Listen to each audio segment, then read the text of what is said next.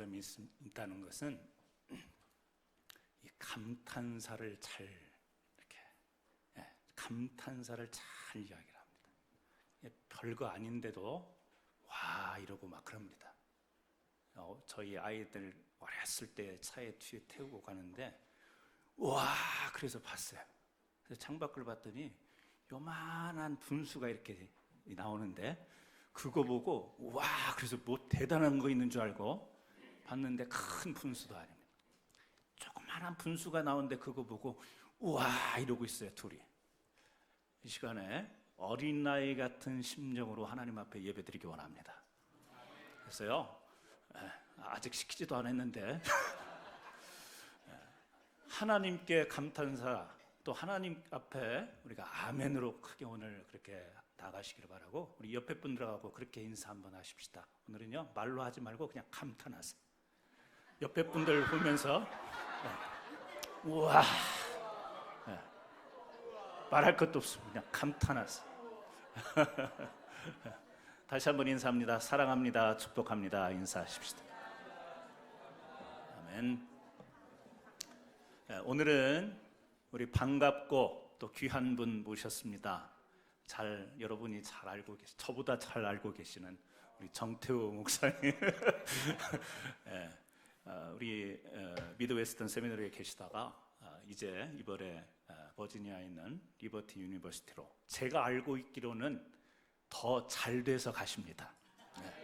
더 높은 자리로 가신다라는 것만 제가 알고 있습니다. 오늘 말씀 전해 주실 텐데 시간 와 하면서 큰 박수로 환영해 주시기 바랍니다.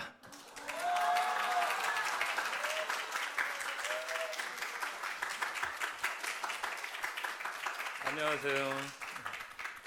감사합니다. 모두 다 하나님께 영광입니다.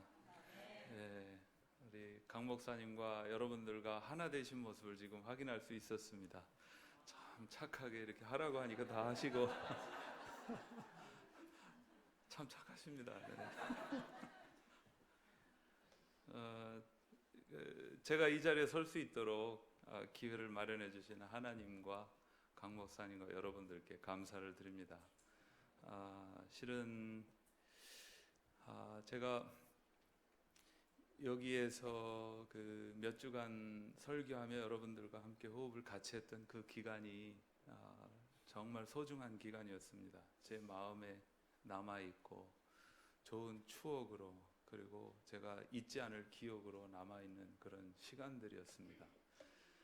그래서 제가 감사합니다. 그래서 제가 떠나게 되면서 우리 캔서시티 한인 장로교회에는 제가 꼭 인사를 드려야 되겠다 이런 생각을 하고 강 목사님께 제가 인사드릴 수 있는 방법을 좀 여쭤봤습니다. 통해서 제가 친교 시간에 와서라도 그냥 인사를 할 수 있게 해주시면 감사하겠다 이렇게 말씀을 드렸는데 귀하게 말씀을 나눌 수 있는 기회를 다시 주셔서 제가 감사히 받게 되었고 그래서 오게 되었습니다. 제가 사실 어떤 큰 자리, 뭐 높은 위치, 무슨 큰 사역 이것을 보고 사역하지 않았고 그렇게 사역하지 않습니다. 사실 제가 리버티 침례신학대학원에서 가르치다가 미드웨스턴으로 왔는데 제가 하나님께서 정말 강하게 정확하게 자세하게 이쪽으로 인도를 하셨기 때문에 저는 여기서 제 2의 인생을 살려고 왔습니다. 근데 사실상 제가 온 이후에 한 1년 지나서 지금으로부터 한 2년 전입니다. 다시 오라는 연락이 오기 시작을 했습니다. 근데 제가 하나님께서 저를 이쪽으로 인도하셨습니다. 그래서 제가 계속 아닙니다 그러기를 한 근 2년을 되풀이했는데 하나님께서는 총사령관으로서 하나님의 일꾼들을 이리저리 옮기시면서 이동을 시키시면서 하나님의 나라를 굳게 가시지 않습니까? 근데 때가 되었을 때 하나님께서 제게 말씀을 주셨습니다. 이사야서 7장 11절 말씀. 그 문맥에 따른 적용은 아니지만 하나님께서 말씀을 주셨기 때문에 제가 그 말씀 때문에 리버티로 다시 가야 되는구나 라는 것을 알게 되었습니다. 그래서 떠나게 되었습니다. 그 리버티에서는 제가 The Center for Asian Ministries, 그래서 아시안 사역의 학장으로 부임하게 됩니다. 그 사역은 리버티에는 조직적으로 존재하지는 않았던 사역이, 그쪽에는 아시안들이 굉장히 많습니다. 그리고 리버티가 아시아 쪽으로 지금 많이 나가고 있기 때문에 아시아 사역을 감당해야 할 사람이 필요한데 그 아시아를 맡게 되었습니다. 에이션 미니스트리라는 것은 아시아 국가들을 대상으로도 하지만 제가 생각하는 개념은 아시아 사람이 유럽이든 남미든 어시아 사람이 사역을 하면 또 그건 에이션 미니스트리입니다. 그래서 저는 전 세계를 바라보고 갑니다. 리버티 대학은 그 학교 사이즈가 지금 10명입니다. 근데 온라인이 굉장히 많고요. 캠퍼스에는 한 13,000명 정도 있고.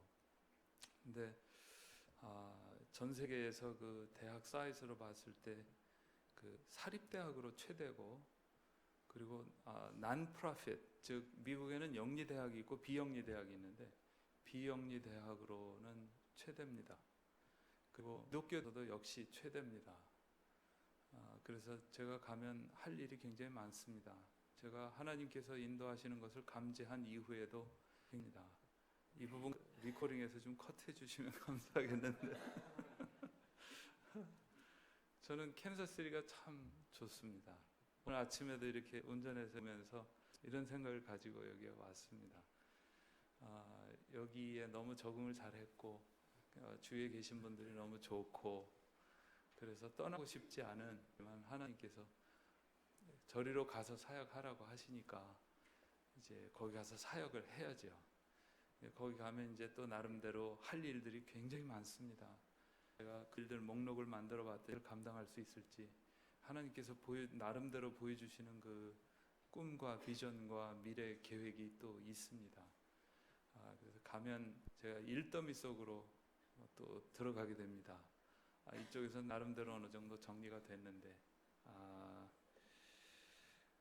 제가 참 일하라고 하나님께서 보여주시니까 가게 되었습니다. 그래서 그동안 이 백그라운드를 좀 설명을 드렸습니다. 제가 또 떠나기 전에 한번 재미있는 이야기 하나를 소개해드리고 가도록 하겠습니다. 어떤 어린아이가 음식을 자꾸 남기는 습관이 있었습니다. 그래서 그 집에서 자꾸 남기니까 엄마가 하면 안 돼, 남기지 마, 다 먹어, 그렇게 계속 하다가 결국 이기질 못했습니다. 그런데 어느 날 또 이 아이가 음식을 남겼습니다.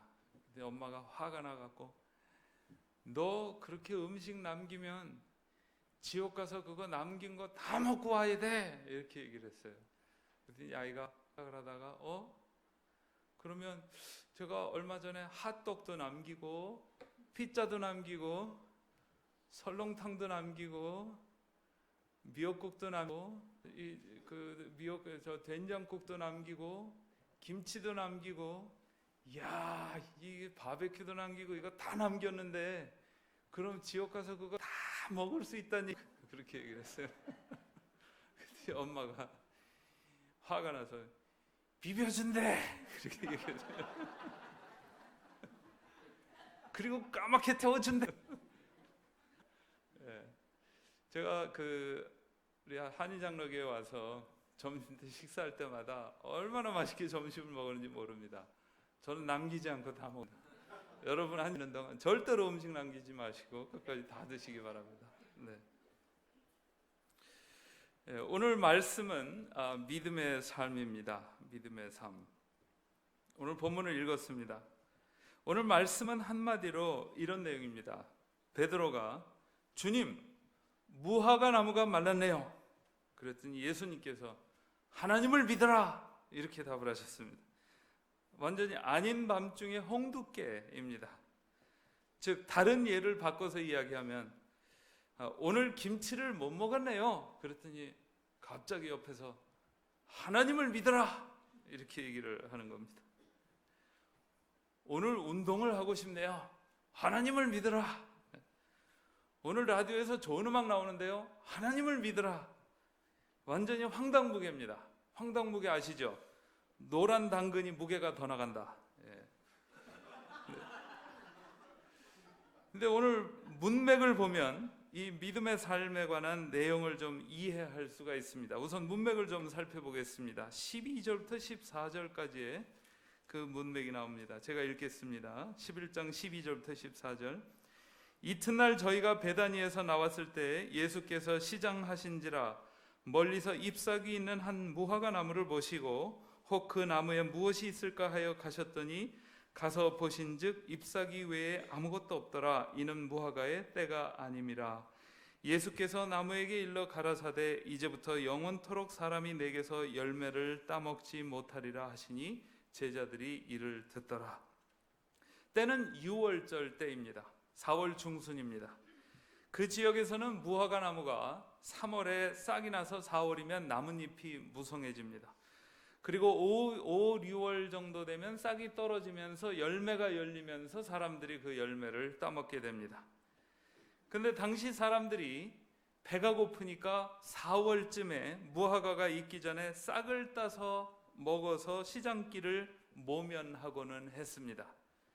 그런데 예수님께서 지금 아직 열매가 맺히기 전 그때인데 드실 것이 없다고 그 나무를 저주하셨습니다. 이 기적은 다른 기적들과 다릅니다. 다른 기적들은 모두 다 생명을 살리는 기적이었습니다.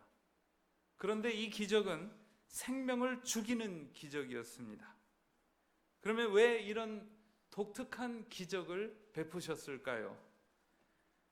그것은 이스라엘에게 믿음이 없어서 받아야 할 하나님의 심판을 예시하고자 하는 기적이었기 때문이었습니다. 즉 시각 자료를 사용을 해서 이스라엘의 상태를 나타내는 그런 기적이었습니다.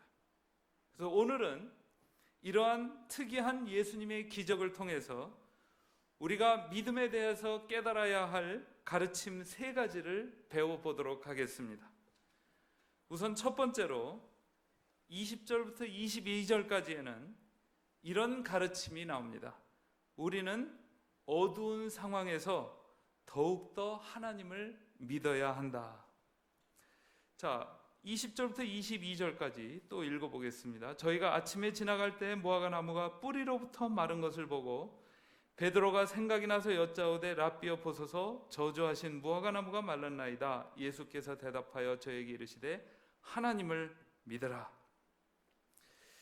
이 첫 번째 가르침을 깨닫기 위해서 당시 이스라엘의 상황이 얼마나 어두웠는가를 살펴보도록 하겠습니다. 그 상황은 앞뒤 문맥을 살펴보면 잘 알 수 있습니다. 11장 15절부터 18절까지를 한번 보겠습니다.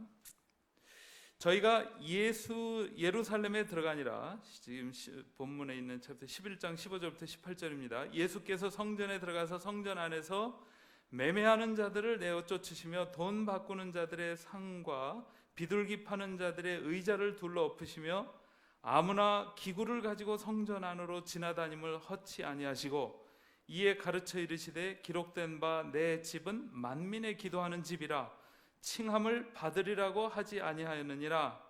너희는 강도의 구려를 만들었도다 하시매 대제사장들과 서기관들이 듣고 예수를 어떻게 멸할까 하고 꾀하니 이는 무리가 다 그의 교훈을 기이히 여김으로 그를 두려워함일러라. 당시 사람들은 이 성전에 와서 제사를 드렸습니다. 유대인이니까 당연히 하는 행사입니다. 그런데 하나님께 드릴 제물을 먼 데서부터 가져와서 드리는 것이 아니고 그것이 불편하니까 와서 제물을 그냥 샀습니다. 요새 우리 시대에 마이크로웨이브 오븐 시대에 그래서 굉장히 간편한 것을 요구를 하죠. 그래서 기업들이 굉장히 간편한 것들을, 생활에 편리한 것들을 제공합니다. 근데 그 당시에도 사람의 습성은 똑같았습니다. 그래서 재물을 가져가지 않고 샀습니다. 커스터머들의 필요를 충족시키기 위해서 상인들이 등장하기 시작을 했습니다. 그래서 성전 안에서 장사를 하는데 당시 상황 가운데 이제 환전 문제가 있었습니다. 당시에 팔레스타인에는 세 종류가 로마 화폐, 그리스 화폐, 유대 화폐. 그런데 로마나 그리스의 동전에는 인간의 모습이 그래서 성전에서는 유통되지 않았습니다. 그래서 지킬 거는 지키자라는 그런 태도로 물건을 팔았습니다. 하는 들이 있었습니다. 따라서 유대돈 이외의 돈을 가지고 온 사람들이 유대돈을 사야 되는 그런 필요가 있어서 환전상을 사야 겁니다. 그리고 여기에는 제사장들이 또 개입을 했습니다. 이런 매매가 이루어질 수 있도록 자릿세를 받았습니다. 그럼 자릿세를 받는데 뒷돈이나 웃돈이 있었겠습니까? 제사장들 입장에서는 자기들 사업을 방해하는 예수님이 아주 눈에 가시였습니다. 들어와서 자기 사업을 방해하는, 완전히 뒤집어 엎어서 상인들을 내쫓아버리는 예수님이 얼마나 싫었겠습니까? 보면 우리가 다시 예루살렘에 들어가니라 예수께서 성전에서 걸어 다니실 때에 제 대제사장들과 서기관들이 장로들이 나와 겉으로 이런 일을 하느냐, 누가 이런 권세를 질문하는 겁니다. 겉으로는 질문을 하고 뒤에서는 죽이려고 음해하려고 계획을 꾀하고 있었습니다. 그래서는 하나님을 믿으라라고 말씀을 하신 것이었습니다. 그러니 우리가 처음 보기에는 아주 이상한 답이었는데 이 문맥을 다 적절한 답인지 모릅니다. 우리 한국 교회는 요즘 얼마나 어려운 상황 가운데 처해 있는지 모릅니다. 감소하면서 우리 교인 인구가 당연히 주는데 교인 인구 자체가 또 줄고 있습니다. 청년들은, 젊은 학생, 부모들로부터 교회 나오지 말고 공부해라는 소리를 듣고 있고, 대학에 들어가면 떠나버립니다. 또 교회에서는 목회자들뿐만이 아니고 모든 교인들이 다 세상의 지탄을 받고 있습니다. 드러나고 있습니다. 물론 여기에는 사단의 공격이 포함되어 있습니다. 사단은 모든 일들이 질성해, 그래서 교회에서 일을 잘 하더라도 그것을 스핀시켜서 비비꼬아서 다른 말을 이상하게 보이도록 교회 내에서도 발생을 하고 교회 밖에서도 발생을 합니다. 물론 반은 우리가 빌미를 제공, 한인 교회는 굉장히 어려운 상황 가운데 처해 있습니다. 세상의 공격을 받고 있습니다. 굉장히 퍼포먼스, 이 뭔가를 드러내야 하는 그런 사역을 하고 있습니다. 그것은 본 선교지에서 선교사님들이 와서 사례 발표를 하고 펀드레이징을 하는데 그 가운데 좋은 필요를 가지고 와서 되게 제시하는 분들이 계시지만 선교지에서 누리려고 본국에 와서 이런저런 상황이 있습니다. 상황이 아주 어둡습니다.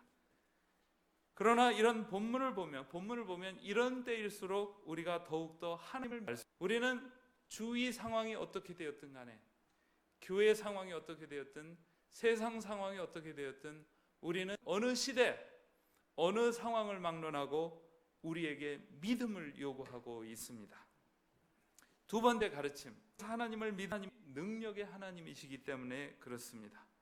23절, 내가 진실로 너희에게 이르노니 누구든지 이 소리라 던지우라 하며 이룰 줄 믿고 마음에 의심치 아니하면 그대로 되리라. 감남산입니다. 그리고 여기 나오는 바다는 사해입니다. 예수님께서 말씀 전하시는 이 상황이 그렇습니다. 한 표현은 헬라어로 가서 더 살펴보면 산더러 스스로 들리어 바다에 스스로 던지 표현을 보고 세 가지 단계를 거쳤습니다. 즉 처음에는 이 말씀을 믿지를 못했습니다. 산이 들려서 바다에 던지어 힘들다. 두 번째로는 그 이후엔 믿겨졌습니다. 지진이라도 나면 그것이 가능하다. 근데 세 번째, 것은 최근이 나중에 결론에 다다른 것은 지진이 아니더라도 내가 믿는 하나님은 이 산을 들어서 목격하는 가운데 바다에 처할 수 있게 할 수 있는 능력이 있으시다. 이 점을 제가 깨닫게 되었습니다. 온 세상을 말로 간단한 일입니다. 이런 어려운 상황 가운데 도대체 믿을 수 있는 것이 무엇이 있느냐?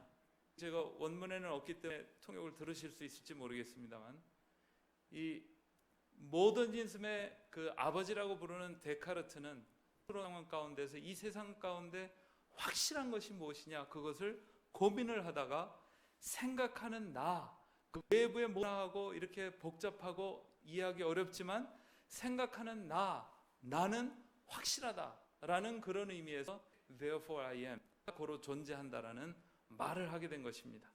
그래서 이성을 중심으로 놓는 모더니즘이 시작되게 되었습니다. 그런데 우리가 믿을 무엇이 있습니까? 아무것도 없습니다. 이런 상황 저런 상황 가운데서 믿을 수 있는 것이 없습니다. 우리 이성도 믿을 수 없고 존재가 한 분인데 그것이 바로 하나님이시라는 겁니다. 하나님은 불변하시는 하나님이십니다. 시대 상황이 바뀌어도 어려운 상황 가운데 전혀 변하지 아니하시는 전지전능하신 하나님으로서 있으시기 때문에 우리가 그분을 믿을 수 있다는 겁니다. 조지 뮬러 배의 선장의 간증 이야기가 있습니다. 조지 뮬러가 어떤 데서 이 배에 도착했습니다. 근데 선장님의 미팅이 있는데 거기에 꼭 회의에 참석을 해야 합니다. 그랬더니 캡틴이 불가능합니다. 여기 보이십니까? 도저히 불가능합니다. 그랬더니 조지 뮬러가 이렇게 얘기를 했습니다. 그럼 선장님의 배가 저를 거기에 데렸으면 하나님께서 다른 방법을, 지난 57년간 하나님께서 계획하신 그 회의에 저는 약속을 어겨본 적이 없습니다. 같이 기도하시지요. 이랬습니다. 그래서 선장이 생각하기에 참 이런 정신이 나간 분이 다 있나 기로 했습니다. 이렇게 어려운 상황 가운데에서 그래서 기도나 한번 해보자. 그래서 따라갔습니다. 그래서 조질라운 이 안개에 제 눈이 놓여 있는 것이 아니고 이 모든 상황을 지배하시는 하나님의 눈이 놓여 있습니다. 끝난 다음에 선장이 미안해서 연이어서 같이 기도를 드리려고 이렇게 고개를 숙였는데 조지 뮬러가 선하실 필요 없습니다. 고개를 드십시오. 그리고 나가서 우리 밖의 상황이 어떻게 바뀌었는지 한번 확인해 보시기 바랍니다. 섰던 안개가 다 걷히고 배가 출항할 수 있게 상황이 바뀌어 버렸습니다. 조지 뮬러가 이렇게 말씀합니다. 하나님이 있을 때 하나님을 뵐 수 없었던 적은 한 번도 없었습니다. 자, 믿음대로 선장님, 저의 믿음대로 하나님께서 기도를 응답하셨습니다. 그래서 조지 뮬러는 그 토요일 날 퀘벡에 갈 수 있었습니다. 우리는 왜 의심합니까? 하나님의 사이즈가 작기 때문에 그렇습니다. 우리 하나님은 온 세상을 말씀으로 창조하시는 하나님이십니다. 무소불능하신 분이십니다. 암만 세상이 어두워도 교회 상황이 아무래도 하나님은 지금도 살아계시고 전능하십니다. 세 번째 가르침, 우리가 어두운 상황에서 하나님께 대해 갖는 믿음은 올바른 태도를 전제합니다. 24절 25절을 보시기 바랍니다. 그러므로 내가 너희에게 말하노니 무엇이든지 기도하고 구하는 것은 받은 줄로 믿으라. 그리하면 너희에게 그대로 되리라. 서서 기도할 때에 아무에게나 혐의가 있거든 용서하라. 그리하여야 하늘에 계신 너희 아버지도 너희의 허물을 사하여 주시리라. 첫 번째 올바른 태도는 하나님에 대한 확신입니다. 저희 그 딸이 둘이 있습니다. 어렸을 때 제 남동생이 제가 달라스에 살았을 때 같이 살았습니다. 근데 자기 애들 삼촌이 라면 끓이는 것을 낮에 발견했습니다. 두 딸아이가 그걸 보자마자 신이 나서 부엌으로 뛰어들어가서 이 서랍문을 열고 거기에서 숟갈과 젓갈을 딱 꺼내서 양손에 하나씩 딱 쥐고 식탁에 가서 마주 앉아갖고 식탁을 탁탁 치면서 삼촌 우리 준비됐어요 라고 이야기를 하는 것이었습니다.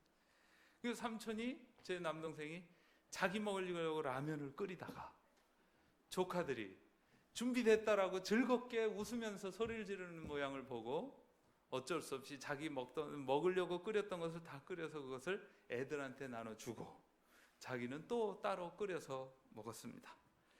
김치국 마시면 떡 주시는 분이 하나님이십니다. 하나님한테 미리미리 감사합니다. 감사합니다. 주셔서 감사합니다. 그러면 하나님께서는 주십니다. 제가 그 예를 또 하나 들려드리겠습니다. 제가 테니스 광 친구가 하나 있습니다.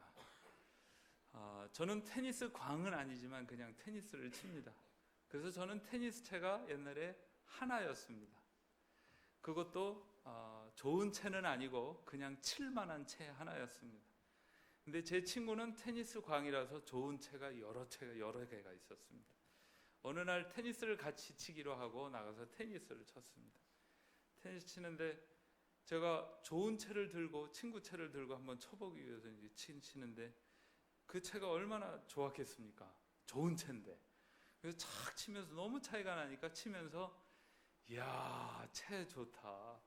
너무 좋은데. 진짜 좋다 그러면서 이야, 잘 쳐진다 그러면서 테니스를 그렇게 시종일관 그렇게 쳤습니다. 그랬더니 끝나고 나서 쉬는데 어쩔 수 없이 그래 그럼 그거 가져.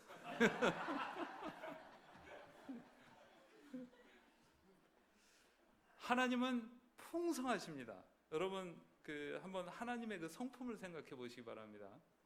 자식을 사랑하는 부모의 마음. 근데 그 부모보다 더 많은 것을 갖고 있고 그 부모보다 훨씬 더 주고 싶어 하는 거 있는 하나님.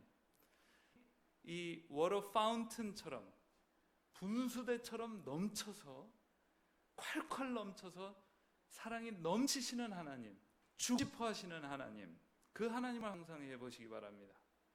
그러면 우리가 무엇인가를 보고 원했을 때 그것이 하나님의 뜻에 합당한 것이라면 하나님한테 주님 주셔서 그 다음 기도는 언제 주실 건가요? 이렇게 얘기하면 하나님께서 어쩔 수 없이 주시지 않겠습니까? 웃으면서 우리 목사님께서 어린 마음 말씀하셨는데 웃으면서 주세요 라고 소리 지르는 그 어린아이의 마음을 보고 어린아이 같은 마음을 보고 하나님께서 주시지 않겠습니까? 그래서 우리가 하나님에 대한 확신을 가지고 있어야만 합니다. 그리고 두 번째 태도, 이것은 형제에 대한 용서입니다. 당시 상황을 보면 종교의식이 투철했습니다. 그래서 성이 있고 제물이 있는데 눈에 띄도록 기도하는 종교인이 있었고 눈에 띄게 금식하는 종교인들이 있었습니다. 이런 것은 아니었습니다. 요즘으로 비교하면 교회를 열심히 다니기도 합니다. 눈에 띄게, 그죠? 봉사를 열심히 합니다. 눈에 띄게. 헌금을 열심히 합니다. 눈에 띄게. 그런데 이런 것들이 좋은 신앙생활의 요소이기도 합니다. 그리고 좋은 신앙생활의 표출이기도 합니다. 왜? 예수 십자가에서 우리 죄를 대신, 그래서 우리가 그 죄사함을 받고 구원받지 않았습니까? 그래서 우리가 새 생명을 받았습니다. 우리를 구원해 주신 그 하나님을 위해서 우리가 바칠 수 없는 것이 무엇이 있겠습니까? 그러니까 교회를 다니는 것이 너무나 당연한 것이고 봉사를 열심히 하는 것이 너무나 당연한 것이고 우리가 가지고 있는 것을 하나님께 너무나 당연한 겁니다. 이런 것들이 좋은 신앙의 마음에서 우러나오면 참 좋은 겁니다. 그리고 또 하나님께서 십자가에서 우리를 위해서 죽으신 그 은혜에 감격하는 수준이 낮아서 혹은 하나님의 그 자유스러운 모습을 깨지 못해서 그저 한국에서 유교적인 종교생활, 불교적인 종교생활 그것을 옆에서 보고 배운 것이 그거기 때문에 우리가 신앙생활을 하는 것은 이렇게 하는 모델을 받아서 교회에 열심히 다니면 그거는 종교생활 하는 거거든요. 그런 종교생활 하는 경우들이 있다라는 겁니다. 근데 한다는 것은 이런 종교생활을 떠나서 예수 그리스도를 진심으로 마음 가운데서 찬양하고 축복하기 때문에 찬양하는 것. 그게 찬불가도 있다고 하지 않습니까? 그리고 찬불가 그 내용을 보면 그 패턴이 우리 찬송가를 많이 닮았고요. 붙여 넣었을 뿐이지. 그래도 같은 노래들이 뭐 이렇게 이야기를 합니다. 근데 거기와 우리와의 차이는 무엇입니까? 거기는 종교생활, 우리는 진짜 감격한 마음, 주님을 마음에서 찬양, 그것이 있는 거죠. 예수 그리스도께서 우리 어떻게 이렇게 만드실 수 있었는가? 어떻게 우리를 이 상황 가운데 올 수 있도록 해주시는 것이 바로 용서라는 것. 십자가에서 죽으심으로 우리 죄를 용서하신 것. 그래서 에베소서 4장 32절에 보면 서로 친절하게 하며 불쌍히 여기며 서로 그리스도를 용서하신 것 알아. 암만 믿음으로 기도를 드린다 하더라도 용서할 일이 있으면 꼭 용서를 해야만 그 기도가 응답될 수 있다라는 사실입니다. 믿음을 가진 사람의 올바른 태도입니다. 오늘 우리가 믿음에 대해서 깨달아야 할 가르침 세 가지를 배웠습니다. 첫 번째로 우리는 어두운 데서 더욱 믿어야 합니다. 두 번째로 우리가 어두운 상황에서 하나님을 믿을 수 있는 이유는 하나님이 능력의 하나님이시기 때문에 그렇습니다. 두 번째로 우리가 어두운 상황에서 하나님께 갖는 믿음은 올바른 태도를 전제합니다. 산을 움직이는 것과 비슷한 간증을 하나 소개를 해드리도록 하겠습니다. 1980년대 중반에 미국 학생들과 함께 뉴욕의 이너시티에 도심지 선교를 간 적이 있었습니다. 10주간 그쪽에는 교회 맨해튼 바이블 처치라는 교회에서 먹고 자면서 그 교회는 참 특이한 사람들이 많이 모여 있었습니다. 뉴욕은 상당히 메트로폴리탄 도시이기 때문에 각 인종들이 모여 있고 각 배경들을 가진 사람들이 모여 있습니다. 그래서 저희가 같이 이제 다른 방에서 같은 교회 건물 내에서 먹고 자면서 살았던 사람들이 이제 갱생하는 사람들이었습니다. 그러니까 노상강도, 마약하던 사람들이 그 교회 사역을 통해서 예수 그리스도를 믿고 자기 자신의 삶을 갱생하기 위해서 같이 갱생하면서 그 교회에서 일하면서 그냥 무상으로 먹고 자면서 신앙 훈련 받으면서 전도하면서 지냈던 적이 있었습니다. 이제 근데 그 교회가 그렇게 큰 사역을 이루게 되기까지 어떤 그 과정이 있는데 그 목사님의 성함은 탐 마하이라스라는 분인데 그리스에서 이민 온 분입니다. 근데 이분이 그 교회 위치는 뉴욕을 아시는 분들은 아마 아시겠지만 업타운에 속합니다. 204번, 205번가 쪽에 올라가면 브롱스로 넘어가는 이 다리가 있습니다. 그 옆에 한 블락을 완전히 차지하는 그런 교회가 하나가 있습니다. 맨해튼 바이블 처치. 근데 초기에 이 탐 마하이라스 목사님이 교회를 개척하던 당시에 이제 그 꿈을 갖고 비전을 갖고 이제 길을 걸어가다가 그 당시에 이제 그 히스패닉 미니스트리, 스페니시 미니스트리가 이제 시작되었었는데 이 스페니시 미니스트리 부목사님하고 둘이 같이 길을 걸어가다가 뉴욕의 204번, 205번 그 블락에 거기에 그 어떤 건물을 보게 됐습니다. 그 건물은 유리창도 얼마 있지 않고 그냥 그 벽돌로만 이렇게 쭉 쌓은 그런 창고 건물이었습니다. 근데 스페니시 목사님한테 이 건물이 어떤 건물입니까? 이렇게 질문을 했는데 이 스페니시 목사님이 이것은 웨어하우스입니다. 창고입니다. 근데 창고니까 나름대로 이렇게 셋업이 되어 있고 많이 픽스처들이 들어가 있고 많이 그렇게 시설물들이 들어가 있었겠죠. 근데 이 탐 마헤라스 목사님이 그 한 블락을 차지하는 건물을 보고 이거 우리 교회 해야 되겠는데 이렇게 얘기를 했습니다. 근데 스페니시 부목사님이 그 얘기를 듣고 이 양반이 정신이 나가셨군 이렇게 생각을 했습니다. 근데 이 탐 목사님은 즉시 그 자리에서 우리 같이 기도합시다. 그리고 그 밖에 서서 기도를 드렸습니다. 주님, 이 건물을 우리 교회 삼게 해주십시오. 근데 세월이 흘렀습니다. 한 2년이 그냥 흘렀습니다. 아무 변화도 없이. 근데 2년이 지났는데 그 건물에 변화가 생기기 시작을 했는데 거기에 사람들이 들어와서 안에 있는 이 창고 내부 구조물들을 다 제거해내기 시작하면서 거기를 다른 구조물로 바꾸는 것이었습니다. 근데 롤러스케이트장을 만드는 것이었습니다. 근데 그 롤러스케이트장을 하게 된 이유는 마피아단이 원래 이 정당한 사업을 통해서 돈 세탁을 하지 않습니까?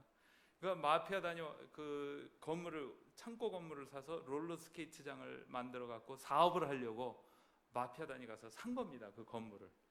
그리고 들어가서 이제 그 롤러스케이트장을 만들어야 되니까 안에 있는 걸 다 뜯어내고 넓은 공간으로 만들기 시작을 하는 거예요. 그 탐 목사님이 그걸 보고서 딱 가서 여기 책임자가 누구냐 나와라, 이렇게 얘기를 했습니다. 책임자가 나왔는데 그 책임자 이름은 스키피라는 별명을 가진 마피아 중간 보스였습니다. 근데 이 탐 목사님은 두려움이 없습니다. 근데 그분이 자기가 두려움이 없어지게 된 그 어떤 계기를 설명을 하는데, 그 전에 한번 된통 맞았었답니다. 근데 한번 된통 맞고 그 다음부터는 두려움이 없어졌대요. 그래갖고 이 마피아단이 막 하는 데 가서 하나도 꿀림 없이 들어가서 나오라 그랬고, 스키피, My name is Tom. How are you doing? You see, I work for God. 하나님을 위해서 일한다. 그러면서 스키피 이거 작업하면서 이거는 여기다 두고 이거는 여기다 두고 이건 여기다 설치하라고 하면서 모든 지시를 내리기 시작을 했어요. 그러니까 스키피가 마피아 중간 보스인데 듣고서 너무 기가 막히는 겁니다. 근데 어쨌든 그렇게 지시를 하고 나왔어요. 근데 결국 거기가 롤러스케이트장이 됐습니다. 근데 롤러스케이트장을 운영을 하다가 이 건물이 그 마피아단이 운영을 잘못해갖고 사업이 수익이 안 나갖고 은행에 넘어가 버렸어요. 그리고 경매에 나왔습니다. 그 탐 목사님이 가서 싼 값에 그걸 사왔어요. 그래서 교회를 만들었습니다. 근데 그 교회가 롤러스케이트장이니까 마룻바닥으로 해서 넓게 다 되어 있잖아요, 이미. 근데 이 마피아단이 나가면서 거기에다 롤러스케이트들을 다 버려두고 갔어요. 그래갖고 주일은 이 의자 사다가 쫙 설치해갖고 넓은 공간에서 예배를 드리고, 금요일 같은 때는 그 동네 어린아이들을 다 불러갖고 롤러스케이트를 한 1시간 정도 태워요. 그 다음에 끝난 다음에 분반 성경 공부를 해갖고 아이들을 데려가서 성경 공부 시키고, 그래서 그런 사역을 하는 그런 교회가 있습니다, 현재도. 근데 이 교회가 어떻게 그런 군락이 되는 그런 교회 건물을 갖게 되느냐? 믿음입니다. 믿음. 하나님의 뜻에 합당한 믿음. 무모한 믿음이어서는 절대로 안 됩니다. 물론 여기에는 미묘한 우리가 하나님께 간구를 할 때는 미묘한 뭔가가 있습니다. 그래서 하나님께서 허락하시는 뭔가의 믿음의 기도가 있습니다. 근데 우리 사람 쪽에서 보면 탐 마헤라스 목사님은 믿음으로 클레임을 하신 겁니다. 그리고 하나님께서는 그것을 들어주신 거예요. 근데 여러분, 하나님께서 어떤 믿음을 허락하시는지 아세요?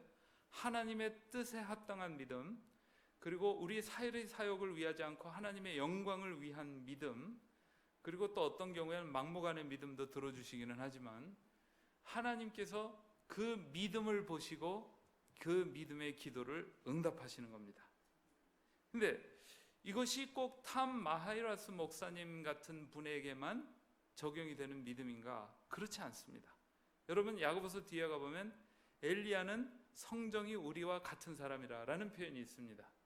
즉 사도들도, 엘리야도, 탐 마헤라스 목사님도, 조지 뮬러 목사님도 전부 다 우리와 성정이 같은 사람들입니다. 그런데 믿음의 사이즈가 다른 겁니다. 그 믿음의 사이즈는 하나님의 사이즈에 달려 있습니다. 근데 우리도 예수님을 영접했으면, 여러분들도 예수님을 영접했으면 이렇게 산을 움직일 수 있는 믿음의 씨앗이 이미 심어져 있습니다. 그 이후에는 여러분 몫입니다. 믿음의 거장이었던 제리 포웰 목사님, 제가 가는 리버티 대학교를 창립하신 분이십니다. 제리 포웰 목사님께서 믿음의 거장이셨습니다. 그 주위에서 알던 분들은, 그분을 알던 분들은 있었지만, 알던 분들은 나올까 말까 한 믿음의 거장이다라는 평까지 합니다. 저도 그렇게 생각을 합니다. 아주 특이한 믿음을 갖고 계셨습니다. 어떠한 이런 체험, 단순한 믿음으로 그 모든 것을 이루셨습니다. 근데 제리 포웰 목사님이 이렇게 말씀하셨습니다. 우리 주님 절대로 꾸짖지 아니하셨다. 그러나 믿음이 없을 때는 꾸짖으셨다. 여러분, 하지 마시기 바랍니다. 믿음을 행사해서 여러분들의 삶 가운데 있는 그 산을 한번 처음 들어와서 오래간만에 예배를 드리면서 참 그 좋은 느낌을 받았습니다. 되어 있다라는 그런 느낌을 제가 더욱 진하게 받았습니다. 강 목사님께서 오셔서 많은 수고를 하셨고 여러분들께서 캔자스시티에서 이 산들을 움직이실 수 있기를 바랍니다. 저는 버지니아에서 시켜주시는 그때에 다시 만나 뵙고 믿음의 간증들을 나눌 수 있게 되기를